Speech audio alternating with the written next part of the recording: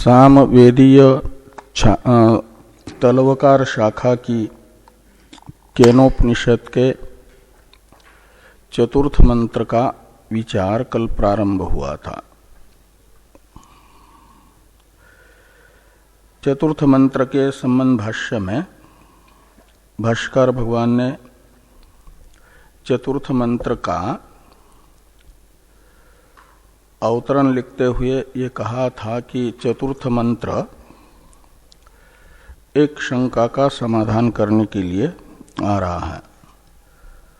जो शिष्य के मन में अन्यदेव तद्विदितात् अथो अविदितात् अधि इस आगम वाक्यार्थ को सुन करके उपस्थित हुई। अन्यदेव तद्विदितात् अथो अविदितात् अधि इस वाक्य का तात्पर्यार्थ बताते समय ये कहा गया कि यह वाक्य आत्मा ही ब्रह्म है, ये बता रहा है, ब्रह्मात्म एकत्व को बता रहा है। आत्मा ही ब्रह्म है, यह अन्यदेव तद्विदितात् अथो अविदितात् अधि वाक्यार्थ सुन करके चित्त में एक शंका शिष्य के उपस्थित हुई और वह आचार्य को शिष्य के मुख पर भाव देख करके ज्ञात हुई, ये मान लो, अथवा शिष्य ने अपने मुख से ही अपने चित्तस्थ शंका को आचार्य के सामने रखा। वो शंका हुई कि आत्मा ब्रह्म कैसे हो सकता है, क्योंकि आत्मा तो है शास्त्र के द्वारा प्रतिपादित कर्म और उपासना का अधिकारी, कर्म उपासना के फल को चाहने वाला, और उस फल की प्राप्ति के उपाय की जिज्ञासा लेकर के शास्त्र के पास आया हुआ, और शास्त्र उसे बता रहा है कि तुम जो फल चाहते हो उसकी प्राप्ति का साधन ये है कर्म उपासनाएं। वो तो आत्मा पदार्थ है, और ब्रह्म तो कर्मफल दाता है, उससे अलग। जो कर्मफल की इच्छा करने वाला कर्म रूप साधन का अनुष्ठान रूप पूजा जिसकी कर रहा है वह ब्रह्म होगा। जिसको संतुष्ट करके फल प्राप्त करना है उसके संतोष का हेतुभूत शास्त्रविहित धर्माचरण कर रहा है वह आत्मा, और इस शास्त्रविहित धर्माचरण से जिसको संतुष्ट करना चाहता है और फल अपना अभिष्ट प्राप्त करना चाहता है जिससे, वह ब्रह्म हो सकता है।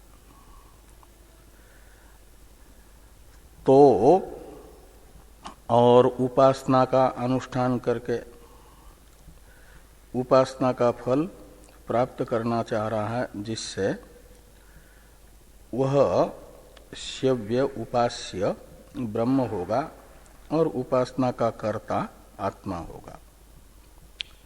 तो ये कर्म तथा उपासना का कर्ता एवं कर्म ये अलग अलग होगा। और आप कह रहे हो कि अन्य देव तद्विदितात् अथो अविदितात् अधि यह वाक्य बता रहा है आत्मा ही ब्रह्म है, ये कैसे हो सकता है? ये तो प्रत्यक्ष विरोध है। और तार्किक और लोग भी कहते हैं कि आत्मा अलग है और परमात्मा अलग है। सर्वज्ञत्व सर्वशक्ति से संपन्न परमात्मा है, जीवात्मा सुख दुखादि गुणों से युक्त है। तो इस प्रकार ये तर्क विरोध और प्रत्यक्ष विरोध है। इसलिए आत्मा ब्रह्म है यह वाक्यार्थ सर्वथा अयुक्त है, प्रत्यक्षादि प्रमाणों से विरुद्ध होने से। ये शंका शिष्य के मन में उपस्थित हुई और इसका जैसे आचार्य को ज्ञान हुआ कि शिष्य के मन में आत्मा ब्रह्म कैसे हो सकता है, इस विषय की शंका है। तो उस शंका का निराकरण करते हुए कहा कि एवं मां संकिष्ठा, तुम इस प्रकार की शंका मत करो कि जो विदित यानी उपास्य है वह ब्रह्म होगा और उपासक अलग होगा ब्रह्म से।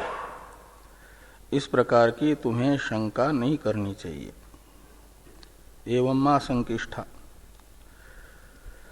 क्योंकि ये जो आत्मा ब्रह्म है, अन्य देव तद्विदितात अथो अविदितात अधि वाक्यार्थ हमने बताया, यह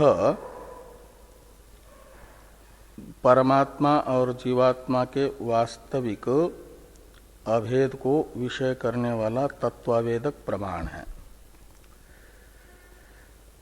और जो प्रत्यक्ष प्रमाण और तार्किकों की प्रतीति है, वह कल्पित जो जीव हैं औपाधिक, उसको विषय करने वाला है, कल्पित भेद को।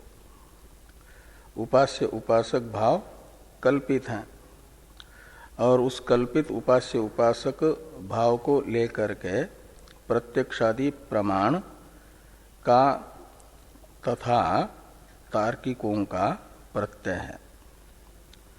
वह कल्पित विषयक होने से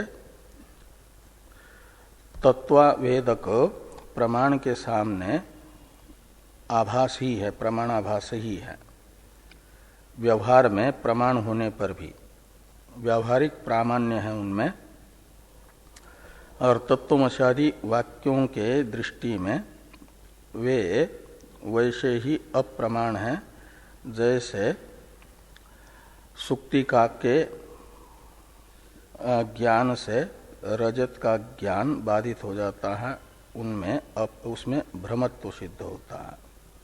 ऐसा ही यह तार्किकों का भेद प्रत्यय और प्रत्यक्ष प्रमाण से होने वाला लोकायतिकों को भेद प्रत्यय जीवात्मा परमात्मा का भ्रम है।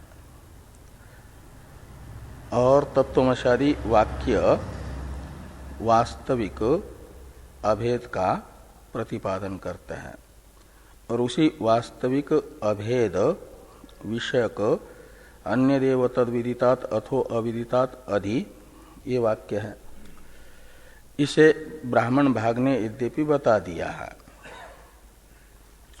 उसे ही एक प्रकार से और सुस्पष्ट किया जा रहा है, दृढ़ किया जा रहा है मंत्रों से। ये मंत्र है। तो चौथे मंत्र का उच्चारण कर लें। यद वाचानभ्युदितम् येन वाग अभ्युद्यते तदेव ब्रह्मत्वं विद्धि नेदं यदिदमुपासते।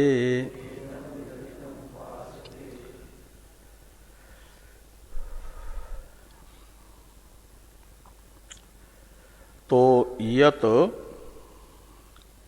तदोर नित्य संबंध, ये होता है ना, यत शब्द और तत् शब्द का आपस में नित्य संबंध है। तो पूर्वार्ध में जो प्रथम पद के रूप में प्रयुक्त यत शब्द है, उत्तरार्ध में प्रथम पद के रूप में प्रयुक्त तत्शब्द के साथ उसका संबंध रहेगा। यत शब्द से जिसका परामर्श होगा उसी को तदेव इसमें तत्शब्द से ग्रहण किया जाएगा। तो यत और वाचा ये तृतीयांत है, तो वाचा इस तृतीयांत पद से लेना है वाग इंद्रिय को और वाग इंद्रिय के द्वारा उच्चार्यमाण पद तथा वाक्यों को। वर्ण समूहात्मक जो पद हैं और पद समूहात्मक जो वाक्य हैं, दोनों को भी वाक शब्द से लेना है। वाचा इस तृतीयांत पद में प्रातिपदिक जो वाच है और प्रत्यय है टा, टा का आ बसता है, वह प्रातिपदिकार्थ यहाँ पर वाग इंद्रिय भी है और वाग इंद्रिय से उच्चार्यमाण पद तथा वाक्य भी है।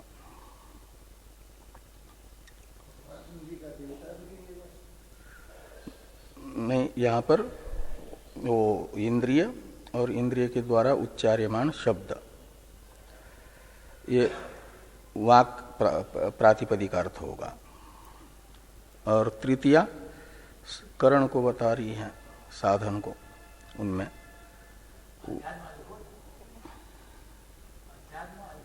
हाँ अध्यात्म अधिभूत। तो ये जो शब्द और करण, अभिव्यंजक है करण, अभिव्यंग्य है शब्द, तो अभिव्यंजक तथा अभिव्यंग्य इन दोनों को लेना है यहाँ पर वाक पदार्थ के रूप में, और तृतीया बता रहा है साधनत्व में। किसका? यहाँ अनभ्युदितम में अभि और उत उपसर्ग पूर्वक जो इणगतो धातु है, गत्यर्थक धातु ज्ञानार्थक भी होता है। अभ्युदितम का अर्थ है प्रकाशितम, अनभ्युदितम का अर्थ निकलेगा न अभ्युदितम अनभ्युदितम, नहीं तत्पुरुष समास हो जाएगा। अप्रकाशितम यानी अप्रतिपादितम, अज्ञापितम, प्रकाशितम यानी ज्ञापितम, और अनभ्युदितम, अभ्युदितम का तो अर्थ है ज्ञापितम, प्रकाशितम, प्रतिपादितम, और अनभ्युदितम का अर्थ निकलेगा अप्रकाशितम, अज्ञापितम। और यत शब्द बता रहा है शिष्य के द्वारा केनेशितम पतति प्रेषितम मनः, इस वाक्य से जो जिज्ञास्य है, और आचार्य ने जिसे श्रोत्रस्य श्रोत्रम मनसो मनोयत इत्यादि से श्रोत्रादि के अधिष्ठान के रूप में कहा है। और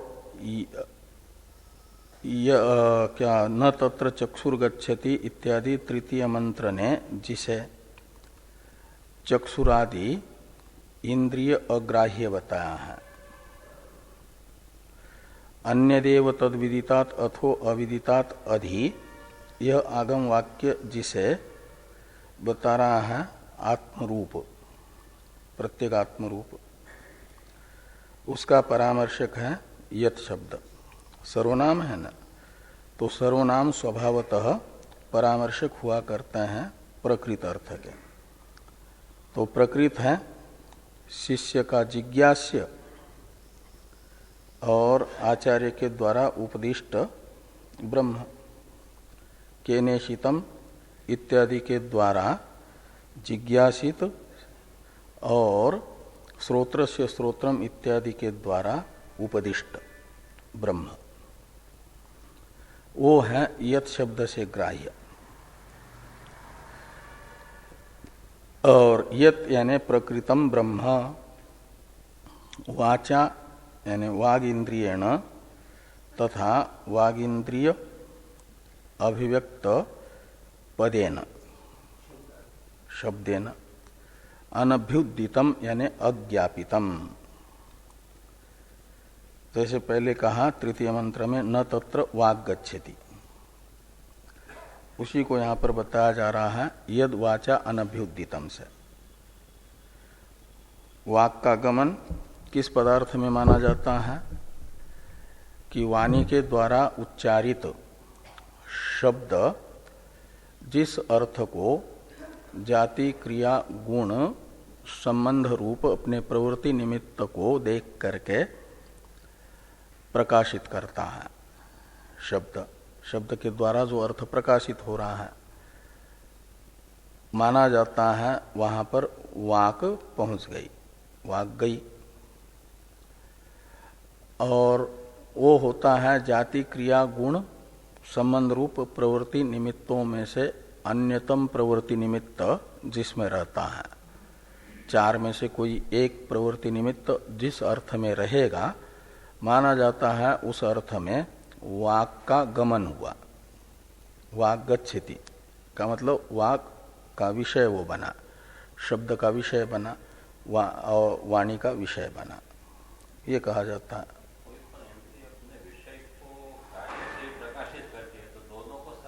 हाँ, यही वाक ही ऐसा कर रही है। तो इसलिए वाक के द्वारा उच्चार्यमान शब्द से अर्थ प्रकाशित हो रहा है। तो माना जा रहा है कि शब्द और वाणी, शब्द के माध्यम से वाणी ने उसे प्रकाशित किया, वाग इंद्रिय ने प्रकाशित किया।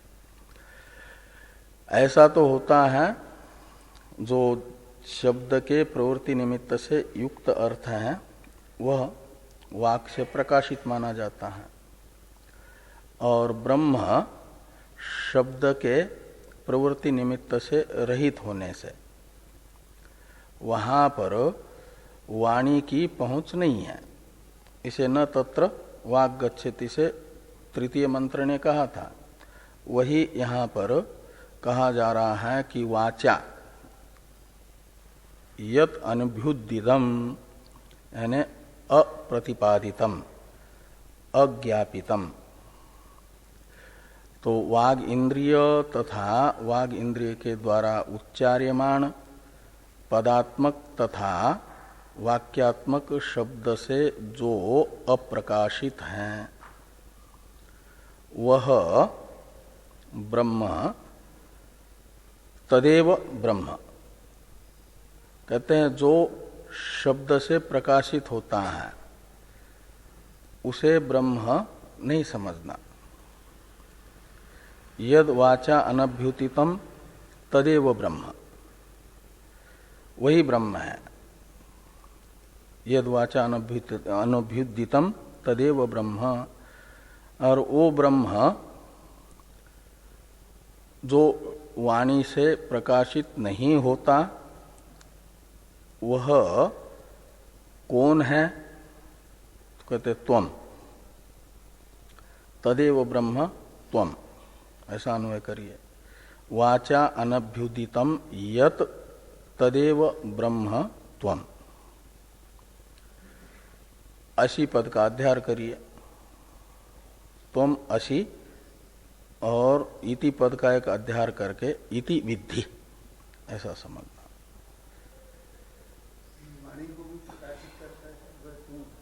हाँ, तो यद वाचा यद अनभ्युदितम ब्रह्म तदेव ब्रह्म त्वमसि, त्वम यहाँ पर रुकना है। और त्वमसि के बाद में इति शब्द का अध्यार करके इति विद्धि, ऐसा समझना। इति विद्धि, ऐसा तुम जानो का मतलब शिष्य के मन में प्रत्यक्ष तथा तार्किकों की प्रतीति का विरोध आत्मा ब्रह्म है इस वाक्यार्थ के विषय में होने के कारण शंका हो रही न कि आत्मा ब्रह्म नहीं हो सकता। आत्मा ही ब्रह्म कैसे होगा? यही अन्य देव तद्विदितात अथो अविदितात अधि वाक्यार्थ पर शंका है। इस शंका का समाधान करने के लिए ये मंत्र आ रहे हैं।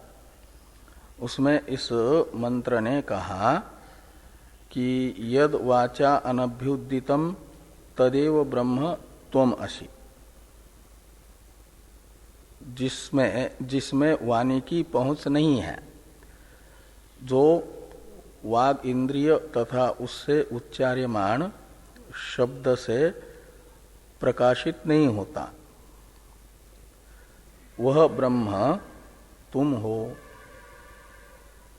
तुम यानी शिष्य समझेगा मैं, और मैं यानी आत्मा। तो यहां पर भी आत्मा को ही ब्रह्म बताया जा रहा है। वो ब्रह्म कोई आत्मा से अलग नहीं है, क्योंकि हे उपादेय से रहित आत्मा ही होता है। हे उपादेय भाव से रहित अनात्मा नहीं होता। आत्म भिन्न होगा तो या तो वह उपादेय होगा या तो हेय होगा, और ब्रह्म तो न हेय है न उपादेय है, इसलिए वह आत्मा ही है, ब्रह्मात्म एकत्व ही है। तो कहा वाणी जिसको प्रकाशित नहीं करती वो ब्रह्म मैं हूं, आत्मा है, ऐसा आप कह रहे हो। तो वाणी से तो प्राय वैयाकरणों के अनुसार शब्द से सारे ज्ञान होते हैं। वैयाकरण कहते हैं ऐसा कोई संसार में ज्ञान है ही नहीं जो बिना शब्द के हो जाए। मानस प्रत्यक्षादि भी होते हैं तो वहां पर एक मानस शब्द बनता है। तो इसलिए प्रत्यक्षादि प्रमाणों से भी होने वाले ज्ञान के अंदर भी एक शब्द होता है। न सोस्ति प्रत्ययो लोके यह शब्दानुगमाद्रिते, ऐसा वैयाकरणों का मानना है कि संसार में लोके यानी संसारे स प्रत्ययो नास्ति न सोस्ति प्रत्यय, यानी वह प्रत्यय यानी ज्ञान लोक में यानी संसार में है ही नहीं। यह शब्दानुगमाद्रिते, जो शब्द के बिना हो जाए, का मतलब ज्ञान मात्र शब्द से व्याप्य है। और आप कह रहे हो कि ब्रह्म अन्य देव तद विदितात अथो अविदितात अधि, यह वाक्य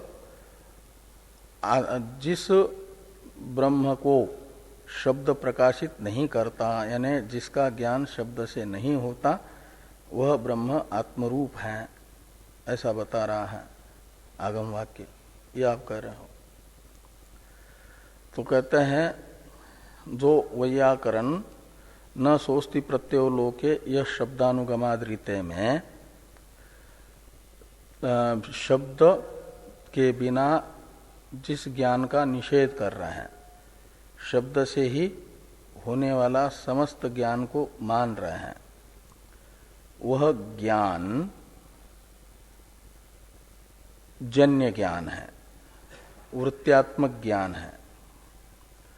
और उस वृत्त्यात्मक ज्ञान से आत्मा प्रकाशित नहीं होता है। जो जन्य ज्ञान होगा वो तो शब्द से ही होगा। हम भी मानते हैं तत्वमशादी वाक्यों से अन्य देव तद्विदितात अथो अविदितात अधि, इस शब्द से अहम ब्रह्मास्मि इत्याकारक जन्य ज्ञान हो रहा है वृत्ति रूप। लेकिन उस वृत्त्यात्मक ज्ञान से ब्रह्म प्रकाशित नहीं होता। उसमें वृत्ति व्याप्ति जो मानी जा रही है वह आवरण भंग के लिए है। जो आभानापादक आवरण है उसकी निवृत्ति के लिए अन्य देव तद विदितात अथो अविदितात अधि, इस उपदेश वाक्य से उत्पन्न हुई अहम ब्रह्मास्मि इत्याकारक वृत्ति आवश्यक है। हाँ, उस वृत्ति ने मात्र ब्रह्म को, ब्रह्म विषयक आवरण को दूर कर दिया है, ब्रह्म को प्रकाशित नहीं किया है। इदम ईदृशम, ऐसा ब्रह्म का ज्ञापन इससे नहीं हुआ है, ये कह रहे हैं। तो जब आवरण भंग होता है तो स्वयं प्रकाश जो चेतन आत्मा है, उस चेतन आत्मा के रूप में ब्रह्म स्वयं ही अभिव्यक्त होता है। वह स्वयं प्रकाश है। शब्दजन्य ज्ञान की फल व्याप्ति उसमें नहीं है, वृत्ति व्याप्ति है। और वो भी शक्ति संबंध से शब्द का विषय नहीं बनता है। उत्तम अधिकारी उसे लक्षित करता है, शब्द बहुत पीछे छूट जाता है। इसलिए मुंडक उपनिषद बताती है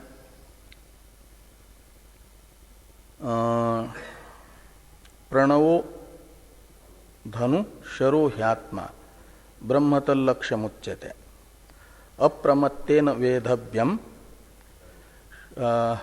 शर्वतन्मयो भवेत। तो इसमें ये कहते हैं कि प्रणव से उपलक्षित जो महावाक्य है वो धनु है, स्वयं प्रणव भी धनु है। प्रणव भी तो अहम ब्रह्मास्मि, प्रणव बोध में प्रणव का अर्थ ही अहम ब्रह्मास्मि है, ओंकार का। जो अमात्र ओंकार मांडुक्य कारिका में और ब्रह्म अलग अलग नहीं है, वो ब्रह्म को ही बताता है। लेकिन ये शब्दात्मक जो प्रणव है वो धनुष है, और आत्मा शर है, बाण है।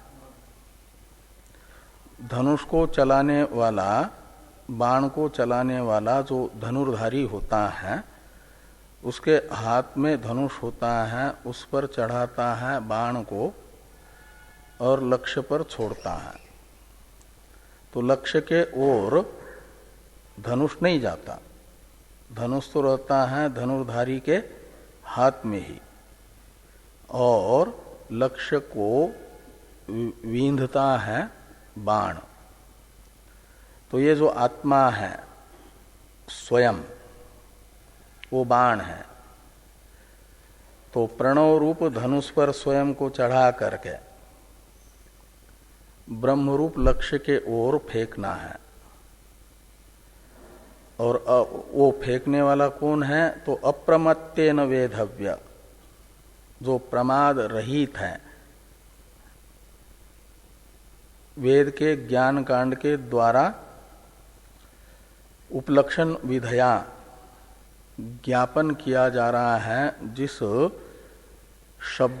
शब्द के अगोचर वस्तु का, उसका ग्रहण करने में जो प्रमादी नहीं है, प्रमाद नहीं करता, सावधान चित्त रहता है,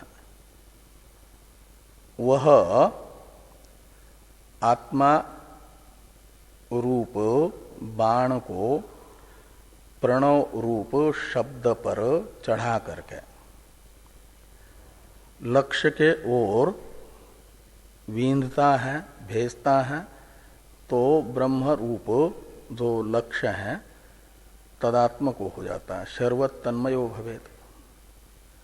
फिर वह उसका समस्त दोषों से, साधना से निवर्त्य, प्रयत्न निवर्त्य समस्त दोषों से रहित चित्त ब्रह्म में ही स्थित होता है, वो ब्रह्मनिष्ठ ही होता है।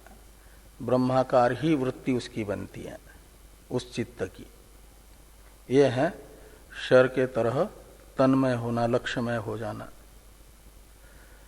तो शब्द पीछे ही रह रहा है, तो प्रणव भी पीछे रह जाता है और लक्ष्य पर मन को पहुंचा करके उसके बिना पहुंचता भी नहीं। धनुष के बिना बाण लक्ष्य में पहुंचेगा भी नहीं। लक्ष्य में पहुंचाने में उपयोग मात्र धनुष का होता है, शब्द का होता है। तो ऐसे वेदांत वाक्य, आगम वाक्य साधक की चित्तवृत्ति को ब्रह्माकार बनाने में उपयोग में तो आते हैं, लेकिन स्वयं ब्रह्म में नहीं पहुंचते, ब्रह्म से संबंध स्थापित नहीं कर पाते।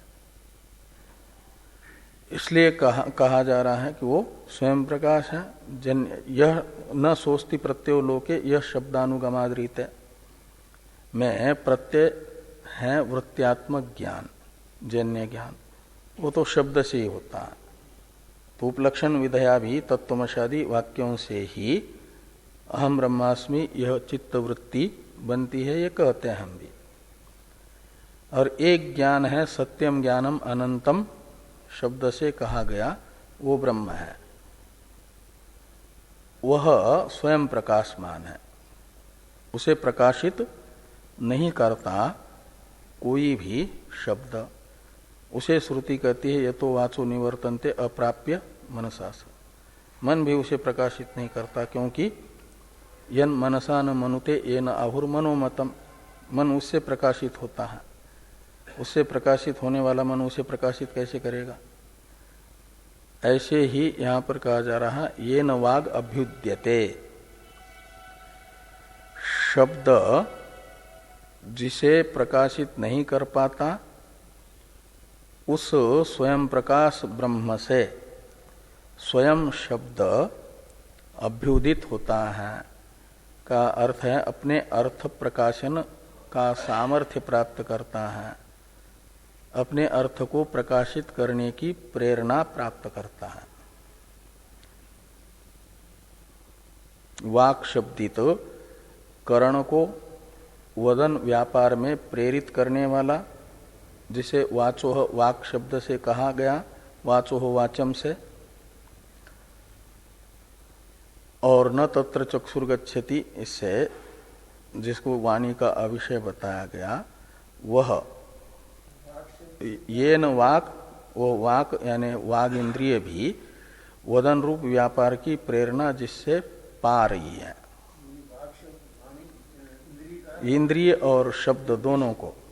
हाँ, क्या कह रहा, क्या कह रहा? इंद्रिय और इंद्रिय के विषय दोनों को न लिया जाए, न लिया जाए, जिससे वाणी प्रकाशित होती है। हाँ, यहाँ वाणी से दोनों को ले रहे हैं, यानी शब्द भी और इंद्रिय भी। तो जिससे वाग इंद्रिय अपने वदन रूप व्यापार में प्रेरित होती हैं और शब्द अर्थ प्रकाशन में प्रेरित होता है, जिसकी सन्निधि मात्र से सत्ता स्फूर्ति पा करके, ये न ब्रह्मणा, जिस ब्रह्म से सत्ता स्फूर्ति पा करके वाणी वदन रूप व्यापार में प्रवृत्त हो रही है वाग इंद्रिय, और वाग इंद्रिय के द्वारा उच्चार्यमाण शब्द अर्थ प्रकाशन में प्रवर्तित हो रहा है, जिस ब्रह्म से, तदेव ब्रह्म। पूर्वार्ध में दो यत शब्द है ना, उन दोनों यत शब्द से ग्राह्य ब्रह्म का तदेव के साथ अन्वय है। तदेव ब्रह्म त्वम असि, वही ब्रह्म तुम हो, इति विद्धि, ऐसा जानो। नेदम यदिदम उपासते, तो इदम ब्रह्म न, तो इदम ईदृशम ऐसा जिसे बताया जा रहा है, जो विदित है, यानी उपास्य है। वेदन का अर्थ उपासना भी होता है। तो यद विदितम यानी उपासितम, उपासना कर्मभूतम उपास्यम, तद ब्रह्म न, वो तात्विक ब्रह्म नहीं है, पारमार्थिक ब्रह्म नहीं है, वो व्यावहारिक है, सोपाधिक ब्रह्म है, वो सगुण ब्रह्म है। वो सगुण ब्रह्म में जो उपाधि अंश है, जिसको लेकर के उसमें गुण है, वह व्यावहारिक है, और इसलिए वो व्यावहारिक सत्ता वाला है।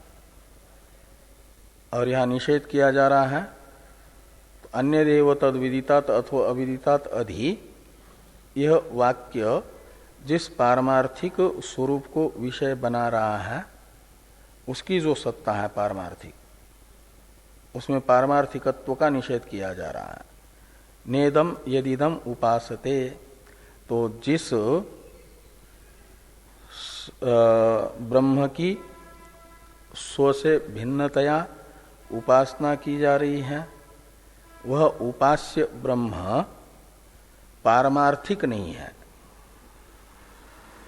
ये कहा जा रहा है। व्यावहारिक तो है, उसी व्यावहारिक सगुण ब्रह्म की उपासना करने पर ही चित्त में पारमार्थिक जो विदित अविदित से अतिरिक्त प्रत्येक अभिन्न ब्रह्म है उसको जानने की योग्यता आती है।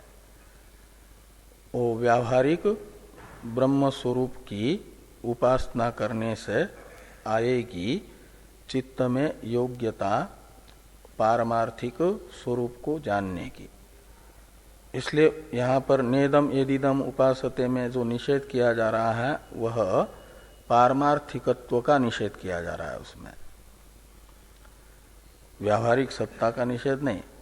जितना व्यावहारिक हमारा शरीर सत्य है उससे तो कई अधिक सत्य है वो सगुण ब्रह्म। यही सारा व्यवहार चला रहा है, सारे व्यवहार का रिमोट उनके हाथ में है। उनके संकल्प से ही संसार बन रहा है, उन्हीं के संकल्प से टिका हुआ है, उन्हीं के संकल्प से प्रलय काल में लीन होता है। वो व्यावहारिक सत्ता वाला ब्रह्म है सगुण ब्रह्म। और यहाँ पर उसे ब्रह्म के रूप में जो निषेध किया जा रहा है वो तात्विक स्वरूप नहीं है वो ब्रह्म का, ये बताया जा रहा है। और शिष्य को यहाँ निर्विशेष ब्रह्म जिज्ञासु है ना, उत्तम अधिकारी है, उसका जिज्ञास्य ब्रह्म वो नहीं है। ज्ञेय ब्रह्म तो निर्विशेष है, निरुपाधिक है। तो तदेव ब्रह्म त्वम विद्धि यानी इति विद्धि, ऐसा जानो, ऐसा जानो कि वो प्रत्येक अभिन्न ब्रह्म मैं हूं, इस रूप में जानो, न कि इस रूप में कि उपास्य के रूप में। यद इदम उपास्यते, यद इदम उपासते यानी उपासक लोग जिसकी स्वभिन्नतया उपासना कर रहे हैं वह ब्रह्म पारमार्थिक नहीं है। वो यहाँ पर अन्य देव तद विदितात अथवा अविदितात अधि आगम वाक्य का विषय नहीं है।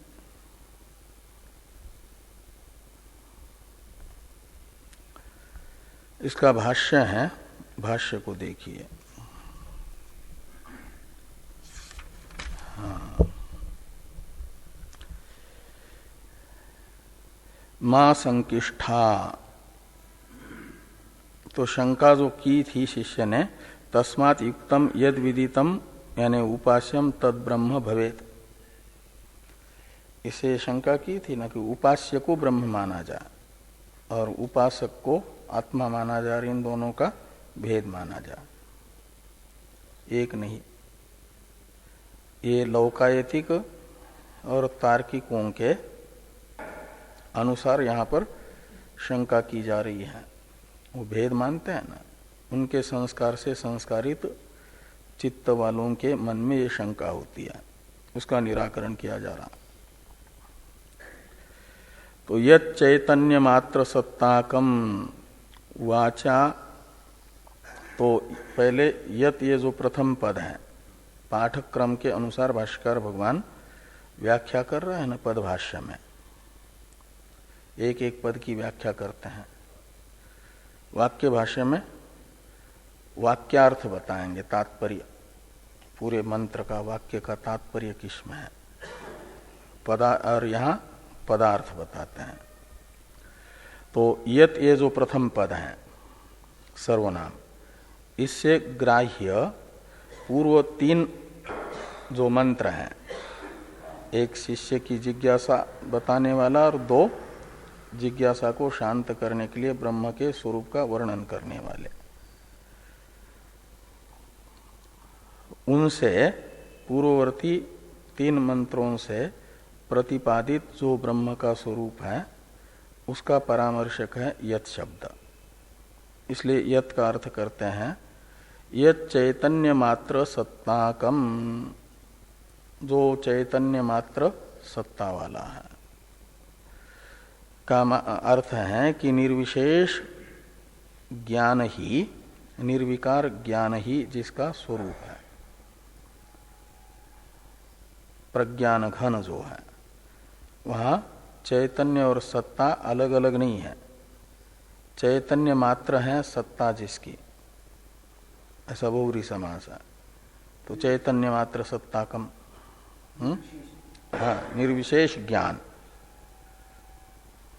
यही जो जिसका स्वरूप है वो है यत् शब्द से ग्राह्य। अब वाचा इस द्वितीय पद का अर्थ कर रहे हैं। यत् शब्द से ग्राह्य तो बताया गया प्रज्ञान घन ब्रह्म है। प्रज्ञान घन प्रत्यगर्थो ब्रह्मे वाहमस्मि इस मंत्र में, जिसे प्रज्ञान घन ब्रह्म प्रत्यग अर्थ रूप से कहा जा रहा है और प्रत्यग अभिन्न ब्रह्म के रूप में, वो हुआ यत् शब्द का अर्थ। वाचा शब्द का अर्थ करते हैं, पहले वाचा में 2 अंश है ना, एक प्रकृति अंश, दूसरा प्रत्यय अंश।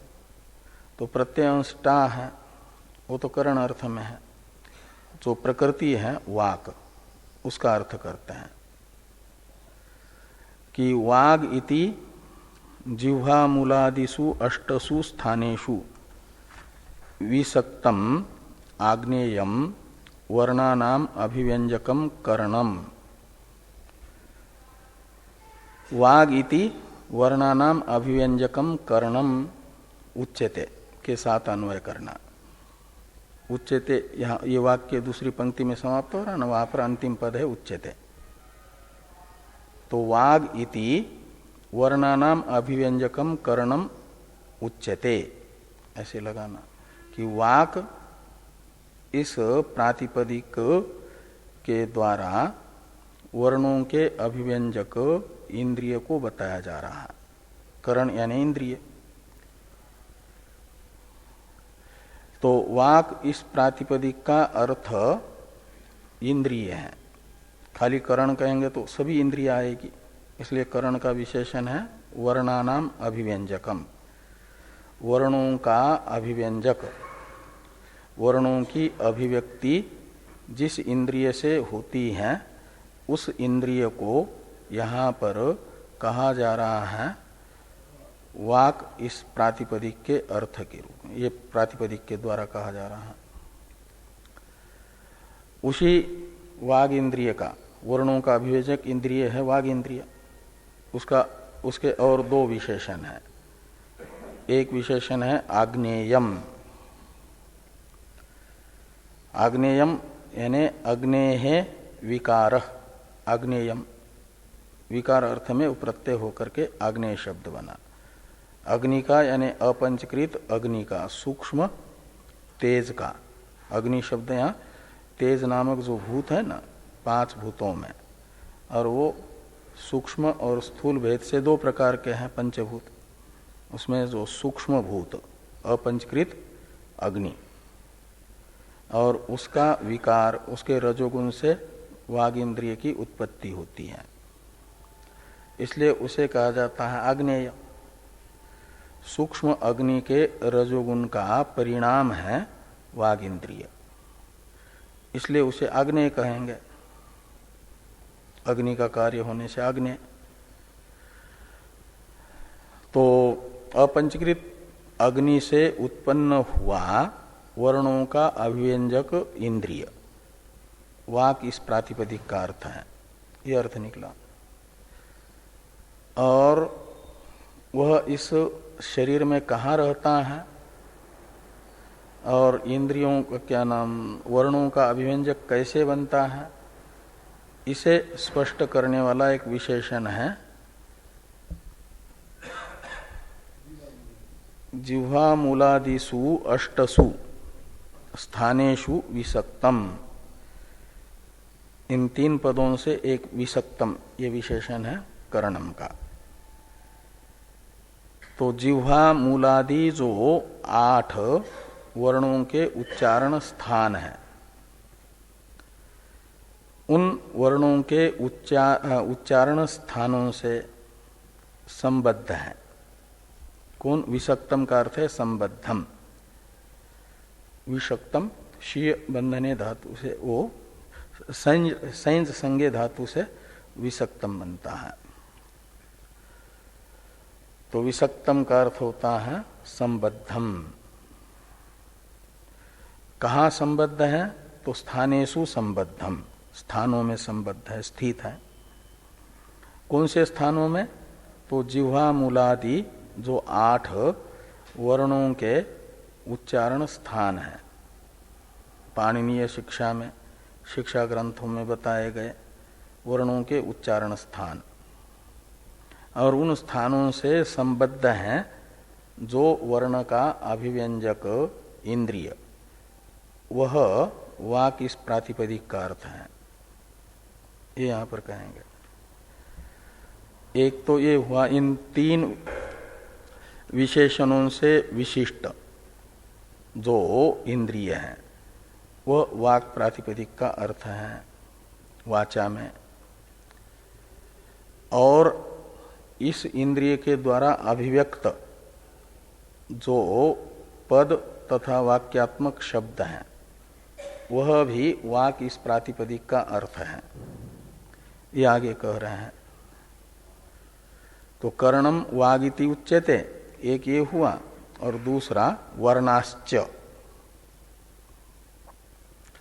तो वर्णों को ही पद इस नाम से कहा जाता है, लेकिन कौन से वर्णों को? तो इन वर्णों के भी विशेषण बताए जा रहे हैं 3। तो 3 विशेषणों से विशिष्ट वर्णों का नाम होता है पद शब्द, और वह भी यहाँ वाचा में वाक इस प्रातिपदिक का अर्थ है।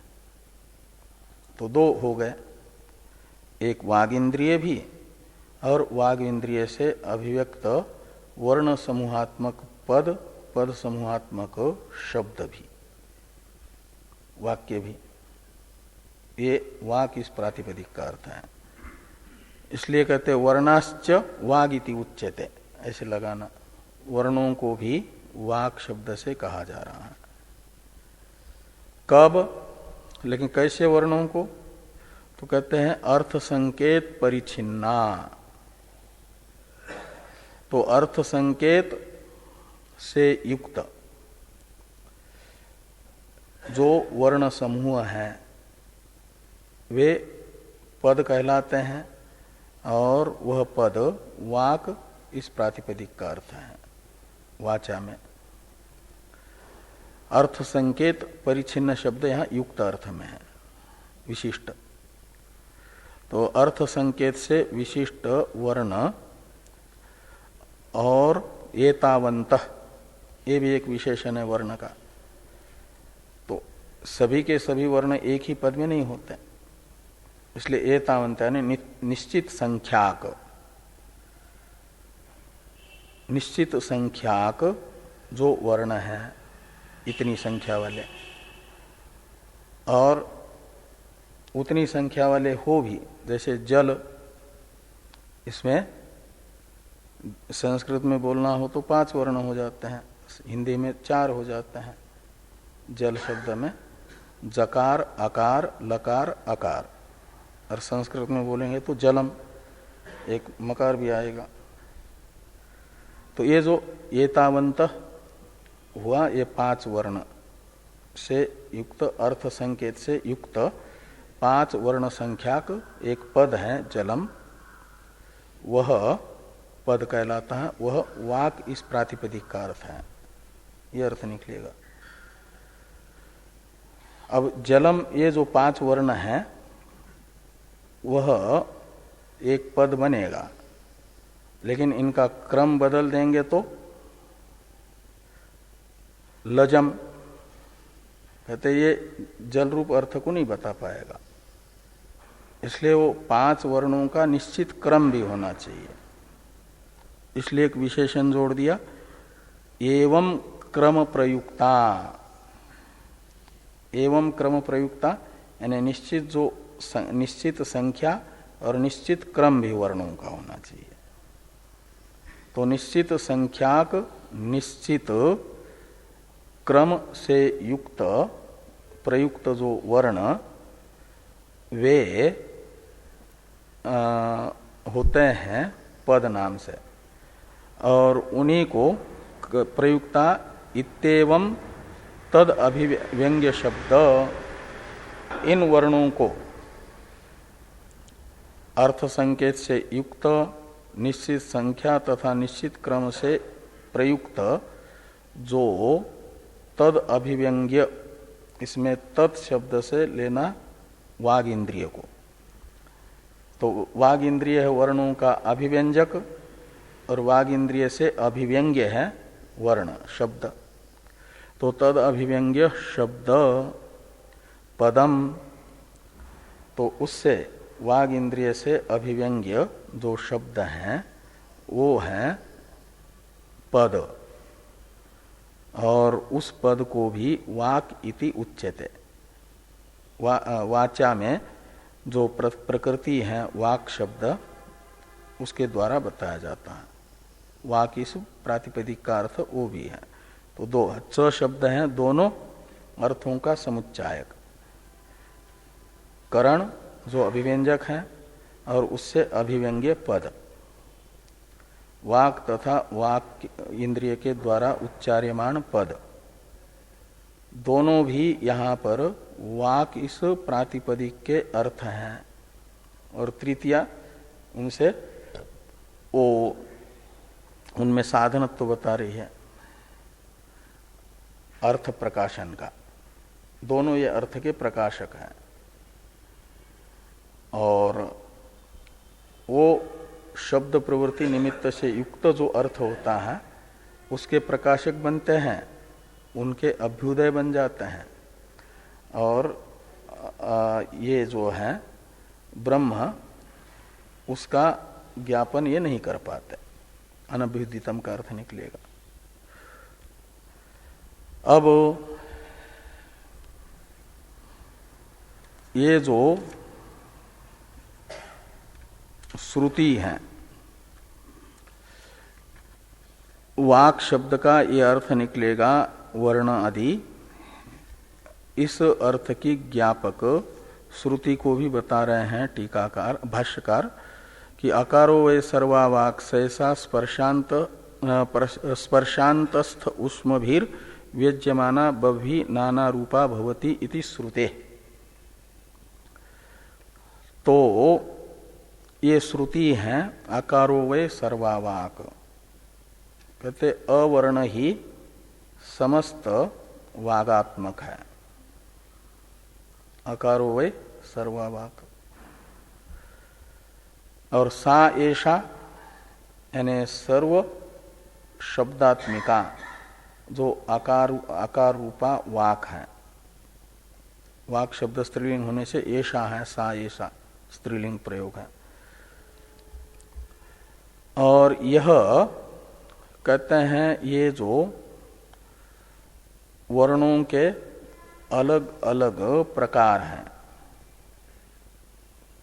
कुछ वर्ण होते हैं स्पर्श नामक, कादयो मावसाना स्पर्शा, ये 25 वर्णों का, कु चू टू तू पू, ये जो 5 वर्ग हैं, इन 5 वर्ग में आने वाले 25 वर्णों को स्पर्श नाम है होता है। पाणिनि शिक्षा में बताया गया है। लघु सिद्धांत कौमुदी में लिखा कादयो मावसाना स्पर्शा। तो वो स्पर्श शब्द से लेना स्पर्श संज्ञक वर्ण, और अंतस्थ शब्द से लेना यणो अंतस्था। ये जो यण एक प्रत्याहार है, यव र ल, ये यण कहलाते हैं 4 वर्ण। और इन 4 वर्णों का नाम है अंतस्थ, इनको अंतस्थ कहते हैं। और ऊष्म वर्ण है, शलो उष्मान, तो शल एक प्रत्याहार है, उनका नाम है ऊष्म, शल संज्ञक वर्ण। उसमें भी 4 हैं, श श स ह, 3 श वर्ग में आने वाले और एक हकार, इनको कहा जाता है ऊष्म वर्ण। तो इस प्रकार ये जो स्पर्श वर्ण, अंतस्थ वर्ण और ऊष्म वर्ण, इन वर्णों के रूप में क्या नाम व्यज्यमाना कौन, सा ऐसा वाक, ये जो अकारात्मिका जो वाक है, यही अलग अलग स्पर्श संज्ञक, अंतस्थ संज्ञक और ऊष्म संज्ञक वर्णों के रूप में अभिव्यक्त होती हुई बभी नाना रूपा भवती, अनेक रूप वाली होती हैं, नाना रूप को धारण करती है, ककार मकार आदि रूपों को धारण करती है। तो इति श्रुति, ये श्रुति बता रही है कि ये वर्ण अनेक रूप अलग अलग स्थानों से अभिव्यक्त हो करके वाक क्या हो जाती है, अनेक रूप बन जाती हैं, शब्दात्मक वाणी।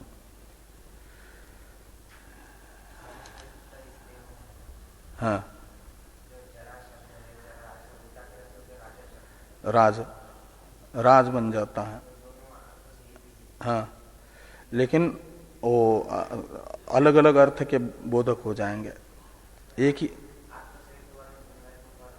हाँ ठीक है, तो पद तो है, लेकिन उस क्रम से बताएंगे तो वृद्धावस्था को बताएंगे, इस उल्टे क्रम करेंगे तो राजा को बताएंगे, ऐसा हो जाएगा।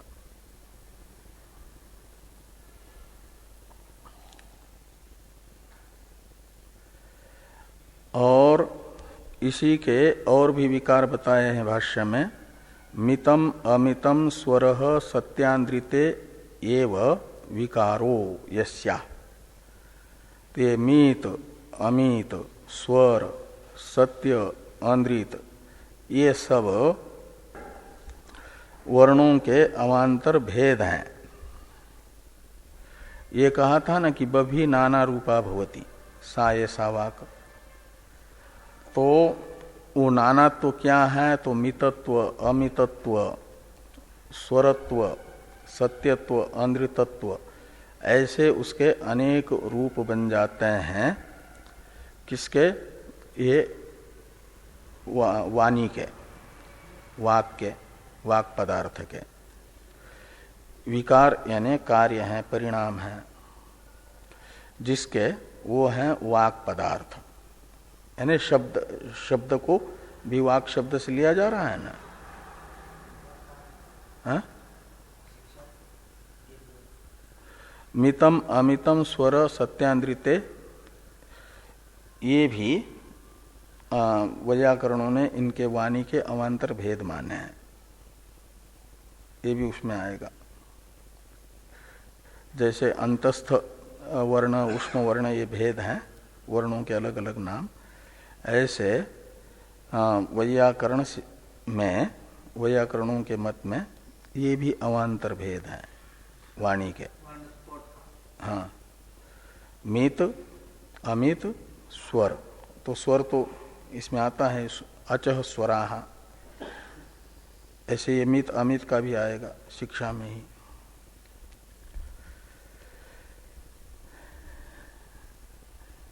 तो ये सब जिसके अवान्तर भेद हैं, ऐसा वाचा इस पद में प्रातिपदिक अर्थ, वाक इस प्रातिपदिक का अर्थ शब्द भी निकलेगा। तो वाक इस प्रातिपदिक के दो अर्थ निकले, एक तो इंद्रिय और दूसरा इंद्रिय अभिव्यक्त शब्द, अभिव्यंग्य शब्द। अब इसमें इंद्रिय का जो विशेषण दिया था पहला करण का, जिह्वा मूलादिषु अष्टसु स्थानेषु विसक्तम, उसके विषय में टीका है थोड़ी। अष्टौ स्थानानि वर्णानाम उरः कंठ शिरस तथा जिह्वा मूलंच दंताश्च नासिकोष्टौ च तालु च, ये 8 स्थान बताए हैं इस कारिका में, वैयाकरणों की कारिका है। और इस कारिका में बताए गए 8 स्थानों से संबद्ध वाग इंद्रिय, यहाँ पर वाक प्रातिपदिकार्थ है, ये कह रहा है। और उसका आग्नेय ये विशेषण है, अग्नि का, अग्नि देवता होने से भी अग्नेय कहा गया यहाँ पर, और अग्नि का कार्य होने से भी अग्नेय कहते हैं। यहाँ तो अग्नि देवता होने से अग्नेय कह रहे हैं। वाग इंद्रिय की देवता अग्नि है ना, तो टीका में लिखा कि अष्टौ स्थानानि, ये जो कारिका है इसमें बताए गए 8 स्थान हैं वर्णों के। कंठ, ऊर, कंठ, शीर, जिह्वामूल, दंत, नासिका, ओष्ठ और तालु, ये 8 उच्चारण स्थान है। इति एतेषु आकाश प्रदेशेषु आश्रितम इति अनेन आकाश उपादानत्वम सूचितम। वागींद्रिय आकाश उपादानक है, टीकाकार कह रहे हैं, यानी शब्द गुण तो आकाश का है, और आकाश पंचकरण क्या नाम, इसमें उत्पत्ति क्रम में आकाश का कार्य माना जाता है कि अग्नि का कार्य माना जाता है वाक को? तो टीकाकार कहते हैं आकाश उपादानक है। तो आकाश उपादानत्वम सूचितम, यानी अपंचकृत आकाश के रजोगुण से वाग इंद्रिय उत्पन्न हुई, ये कह रहे हैं। आकाश उपादान है, जिसका उपादान है उपादान कारण, वो तो नहीं, इंद्रिय तो अपंचकृत आकाश इससे बनते हैं, वो तो अग्नि देवता होने से अग्नि, अग्नि देवता होने से अग्नि। और न केवलम कर्णम वाग उच्यते वर्णाश्च उच्यन्ते इत्याह वर्णाश्च, केवल कर्ण को ही वाक शब्द से नहीं कहा जा रहा है वाचा में, उसके द्वारा अभिव्यंग्य वर्णों को भी कहा जा रहा है, इसलिए वर्णाश्च लिखा। और एक कारिका भी बीच में दी है, इस पर देखते हैं हम लोग कारिका का विचार कल का दिन है अपने पास। परसों से तो ज्ञान यज्ञ का प्रारंभ होगा और वो चलेगा फिर 7 मई तक, 1.25 महीना। कल जितना होगा ये भाष्य ये होगा, फिर बाद में 8 मई से फिर से शुरू होगा इसका विचार, जो नियमित स्वाध्याय है उसका